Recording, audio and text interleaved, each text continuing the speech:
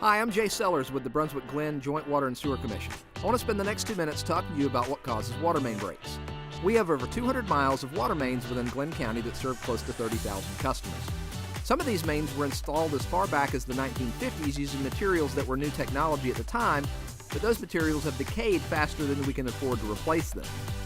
While most of the plumbing in your house is made out of a plastic known as PVC, the majority of the pipe that we have in our distribution system is metal, referred to as cast iron or galvanized iron.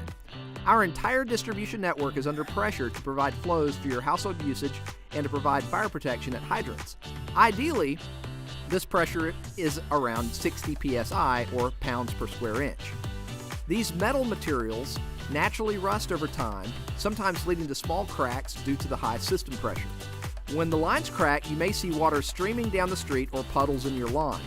Our crews then respond and do the best that we can do to make repairs without shutting down water pressure, hoping to avoid the need for a boil water advisory that is required by federal law when the water pressure drops below 20 psi for any length of time. So, are all water main breaks caused by aging infrastructure? Though some main breaks are caused by this aging infrastructure problem, more than half are caused by contractors that hit our lines while installing other services such as power lines, cable TV service, telephone lines, and gas lines. Even the simple act of using post hole diggers to install a mailbox could result in a main break. This is why it's so important that you call 811 before you dig so that all of our utility services can be marked. You can then have confidence that you will not hit one of our mains or one of the other utilities. Every day, the staff at the JWSC is here to serve you.